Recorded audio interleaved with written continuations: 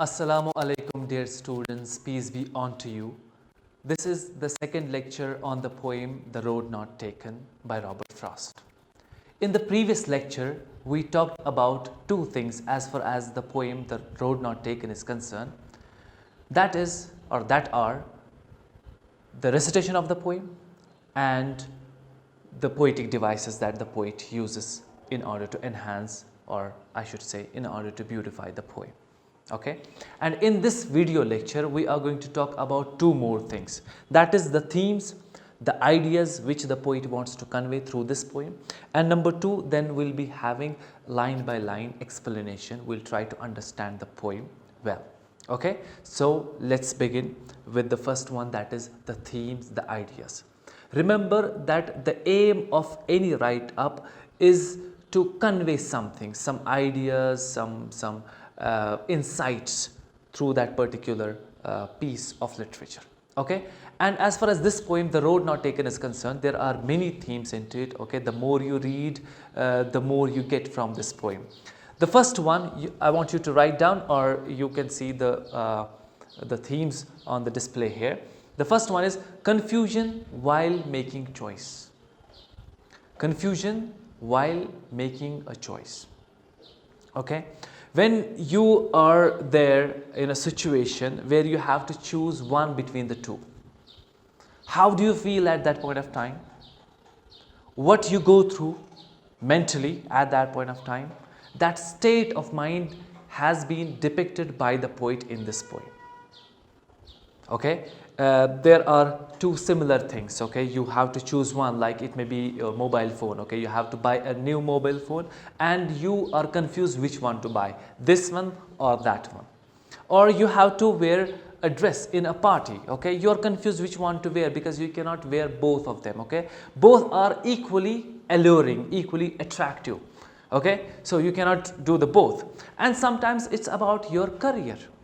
Okay, maybe after 10th class you will be in a confusion, rather certainly you will be in a confusion which profession to choose. Okay, which subject to choose. Should I be a teacher, a doctor, a journalist, so on and so forth. A lot of options are there, so you cannot be all at the same time, so you'll be having confusion. What to do at that point of time, how you feel at that point of time, you will understand and you will learn from this poem. Okay, number two theme of this poem is option analysis. Okay, when you come across this situation, this quagmire where you have to choose one between the two or between many, okay, so you have to analyze the option. Okay, you have to exploit all the resources you have of consultation. You may talk to yourself, you may think about your own interests. Okay, what am I interested in? Am I interested in these options or these options? Okay, so you have to analyze the path, analyze the option that is reflected in this poem. When we'll be finding that, we'll be noticing that when we read the poem. Number three is regret or satisfaction. Regret or satisfaction. Why did I say two at the same time? Because there is a reason. As maybe you remember that in the previous lecture I said that this is a tricky poem. This is one of the most misinterpreted poems. So that means there is confusion in it.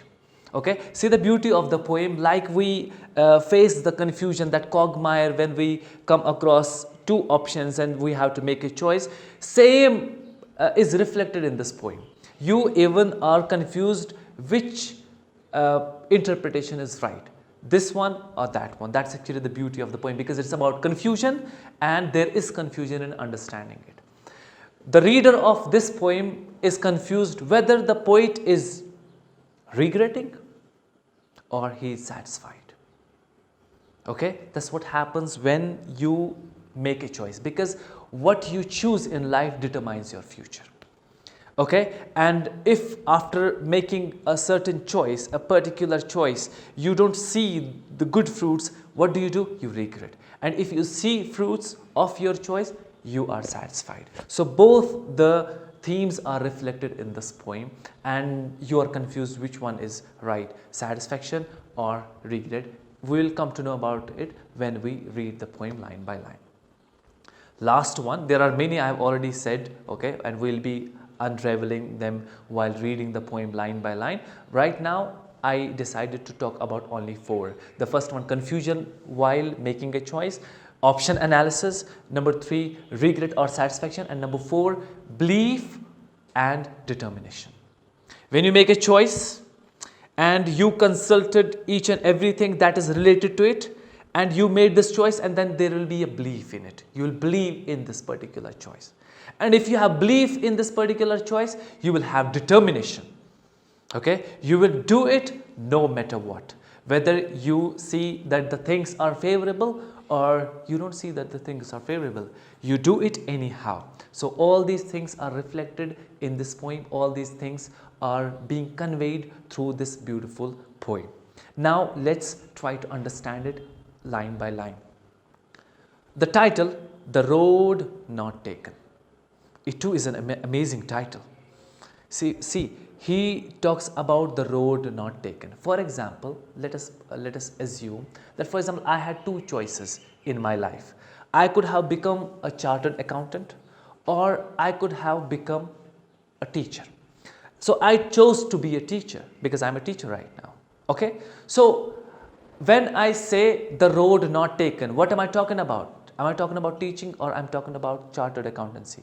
I'm talking about chartered accountancy. What does it mean? Am I regretting, or I'm satisfied, I'm proud? There can be both. Okay? How come? Let's analyze that. Let's think about that. The road not taken. If I am a teacher right now and I'm talking about chartered accountancy, maybe I'm not happy with what I am today. That's why I say the road not taken. There was a road which I did not take. Okay? It shows the regret. Okay? It shows that he is wishing, I am wishing that I could have chosen that. I did not choose that. So this is one interpretation of it, regret. And there is opposite, that is satisfaction and that is pride. How come? Let's see that also. This is the beauty of the poem. Even the title says a lot about the poem. Okay, for example, I am a teacher right now. I'm not example, I really am a teacher right now. So I talk about the chartered accountancy. So I am satisfied today because I am a teacher. And I am a teacher not because of a chance. I did not get any other job and that's why I went into teaching. No, because I had another option, that was chartered accountancy, and I'm talking about that. Why? Because I say that I had another option. I left that, I abandoned that, I chose this one. So there is importance in it. There is pride in this choice. Are you following me or not? The road not taken. So there can be both the meanings. If somebody says or talks about the road, the path he did not take, that may mean that he is regretting, or that may mean he is proud, he is satisfied with his choice. So now let's see the poem, The Road Not Taken. 2 roads diverged in a yellow wood. You can see the picture here of the yellow wood. 2 roads diverged means separated in a yellow wood. Why does he? Wood means forest. Okay, but he says yellow wood. When does wood turn yellow? In autumn season. Okay, he could have said that 2 roads diverged in a green wood. That means spring. He says 2 roads diverged in a yellow wood. That means autumn. So spring is pleasing and autumn is tough. Autumn is rough. What does this line show about the poem? This shows that this poet, this person, this speaker has come out of his comfortable zone. Okay, if you have to achieve something in life, then you have to come out of your comfortable zone. If he had been sitting in his room or on a couch watching television, remote controller in his hand, would he come across such difficult situation? No. So you have to come across a difficult situation in order to be something great, and for that very purpose you have to come out of your comfortable zone. 2 roads diverged in a yellow wood, and sorry, I could not travel both. And sorry word doesn't always mean regret. Okay, sometimes we say sorry out of own decency, okay, out of humbleness. For example, you are provided with two dishes, okay, and you say, I'll take this one, I'm sorry, I'll take this one. So you're not sorry because you are regretting, you show some decency. Okay, that's what he does. And sorry, I could not travel both. He cannot travel both the roads. And be one traveler, long I stood. So number 3 thing we learn from this poem about the speaker is that he is not hasty. As they say, haste makes waste. He is not hasty. He stood there for a long time. What is negative about it? That is, if he had not thought about it, okay, he saw the roads, one is beautiful, it's pretty beautiful, another one, okay, so he chooses it without thinking, without giving it a second thought. So that's not the way to make a choice. You have to stop, wait for some time, think about it. Long I stood and looked down one as far as I could. So he looked down one as much as he could. That means he used all the sources of consultation. Okay, maybe he listened to his heart. Okay, he thought about his own interests, his own abilities and capabilities, his own talents, and then he made a choice. Or he consulted others also. He listened to experts. Okay, he's not arrogant, only banging upon himself. He's listening to others also. He uses all the means, because this as far as means as much as he could. As far as I could, to where it bent in the undergrowth. Undergrowth, remember, are bushes. You can see the picture here of undergrowth. Bushes which grow under tall trees, unwanted plants, as you say, weed. Okay, undergrowth, that's undergrowth. That means he saw something that maybe led him to not to make this choice, not to take this first road, but to then took the other. This then is very important. Then took the other as just as fair. Then, how come then is important? Because then shows the quickness. So he saw something in this road and he took the other one. Then took the other as just as fair. It was as just like the previous one, it was just and it was fair.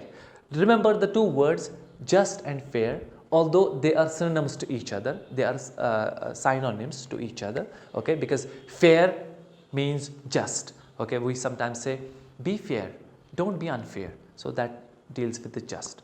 But remember, when the two words come together which are synonyms to each other, there is different meaning. This is the rule, the protocol of using synonyms. Okay, so just here means balanced. Okay, for example, there are two guys and there is only one bread. So what is just here, or what is justice here? It is to distribute it equally, balance it. So that's called balancing. Okay, fair. The fair, other meaning of fair is beautiful. Okay, we can't take the just meaning of fair here. Okay, so we have another meaning of fair here, that is beautiful, that is attractive. So there are two qualities of this path that he took. The first one, it is just, it is balanced. What does it mean? For example, if you make a choice, it has to do justice. With what? It has to maintain balance. As per what? As per your own interests. Does it correspond with your own interest? Yes, it should balance. Do we have talents? Do we have capability of doing it? Balance. Is it demanded in the society? Or everybody is doing it and I too am doing it? So balance, proper balance. So this path has been taken because it's a balanced path. And number 2, it is attractive. It is beautiful. It's alluring. It's enticing. It draws me together or towards it, sorry. It draws me towards it. So the fair. Then took the other as just as fair and having perhaps the better claim. This is very important. Better claim here means justification. So it's human nature that whatever we do in life, we want to justify it. Because our mind and heart keep on asking us, why did you do that?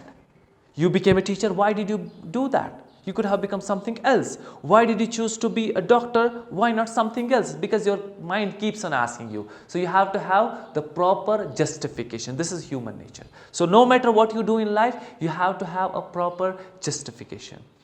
Then took the other as just as fair, and having perhaps the better claim. The word perhaps. Why perhaps? Because you cannot be sure that this choice is the perfect choice for you. This is impossible. When I chose to become a teacher, I had a doubt whether I will be a good teacher or not. I had the apprehensions, I had the fears. Maybe I may forget while delivering the class. Maybe the students may not like me. Maybe there are other reasons. Okay, I was not sure about it. So that's why he says, and having perhaps the better claim, because nobody has seen the future. So you make a choice as per your own sources you have. You exploited all of them, you consulted all of them, and you made a choice. But you still aren't sure what's going to happen. What is the future going to bring for you? Okay, that's why he says, and having perhaps the better claim. What is a better claim? Because it was grassy and wanted wear. I think one of the most beautiful lines of this poem. Because it was grassy and wanted wear. Two qualities of this road. Grassy means, what does it mean? Can you think about it? Grassy means unused. For example, if you see a path, you might have seen the paths around you, okay? The roads. If you see that there is some grass grown in it and it's too grassy, what does it mean? That people have not walked on it. You might have seen the same thing in the playgrounds. When you are in the playgrounds, you see there is a lot of grass around. That means people have not been playing, the kids have not been playing on this ground. Okay, so grassy means unused, new one. The people do not walk into it much. Okay, so the first one we learn from this, first thing we learn from this poem, or this line I should say, that is, you have to choose a different and unique path. Don't take the path which every Mo and Joe takes. Rather, take the path which is grassy, which is unused. Number 2, wanted wear. Alliteration used, as we have already talked in the previous lecture. Okay, alliteration is used here. Wanted wear, verb sound. What does wanted wear mean? If you see the translation of, rather the meaning of this word or this phrase rather in the glossary that is given in the book, you will see the translation or the meaning of this this phrase is that it means unused. But I think this meaning there has ruined the meaning of wanted wear. Why so? Because grassy, we came to know, means unused. But wanted wear, you're again calling it unused. So the repetition is ugly. Okay, repetition cannot be always beautiful. But why wanted wear? That means it has another meaning. Okay, as I have already told you, when you see two terms, they are similar to each other, there can never be the same meaning. Wanted wear means, you know, the wear, okay, like wearing clothes. So wanted wear, something, if something is wanted wear, that means it is unused, it has not been worn. For example, if you have bought a new jacket and it's in your home, okay, in your room, you have not used it. What does it want? It wants to be worn. It wants to be put on. Okay, it wants to be put on. What does it mean now? It means it is demanded. It demands to be put on. So how can you talk about the choice in the same way? Let me tell you. For example, it's a society. Imagine that the classroom you are in, imagine the class that you have been in, that is a society. And in a society, we need different kind of people. Different kind of people. We need teachers, we need writers, we need doctors, we need journalists, we need engineers, we need masons, we need different category of people. We need them. Okay, for example, we have 20 doctors there and there is no teacher over here, or there is no writer over here. So what does the society demand at that point of time?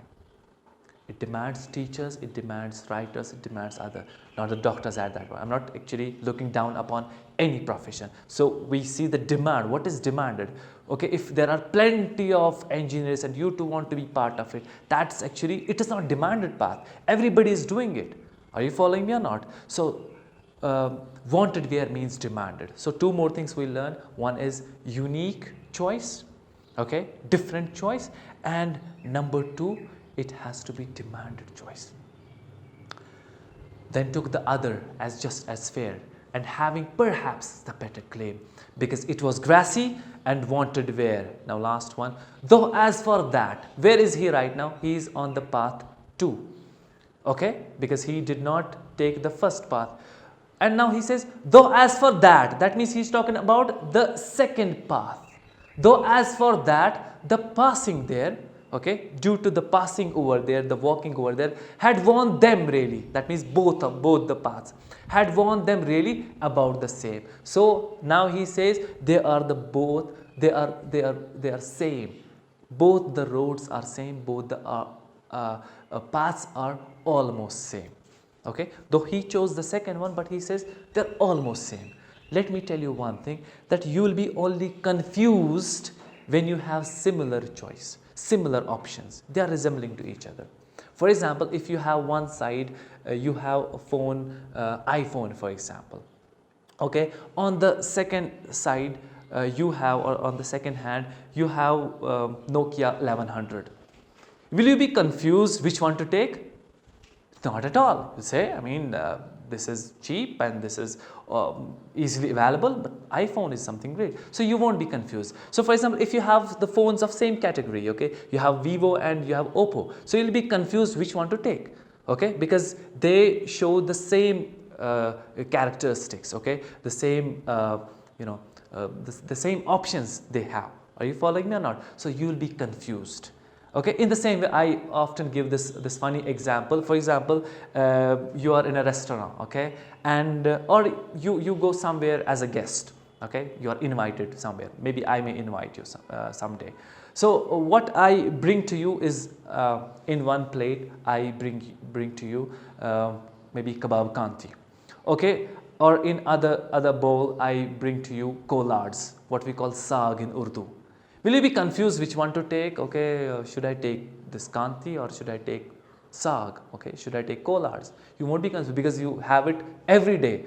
Okay, you have it regularly in your home. So you will shoo it away and you will take this one. You won't be confused. But if you have on one hand you have maybe kebab kanti, on other hand you have mutton kanti, you'll be confused which one to take. Okay, because they have the similar taste. So confusion happens when there is similarity between the two paths. So in this video lecture we learn, because I'm going to end here, in the next video we'll be talking about rest of the two stanzas of the poem. We come to know that you have to come out of your comfort zone. Okay, you have to analyze the path, you have to wait, you don't have to be hasty, you have to rather exploit all the sources of consultation, then take the path. Then you have to have proper justification of taking the path, and it should be unique and it should be demanded. Okay, not everybody should be, every Mo and Joe should be taking it and that's why you take it, your friend is taking it, that's why you take it. Rather you have to have the choice that is unique, that is different. That's it about today's class. Inshallah, see you in the next class. Till then, God be with you. Thank you very much.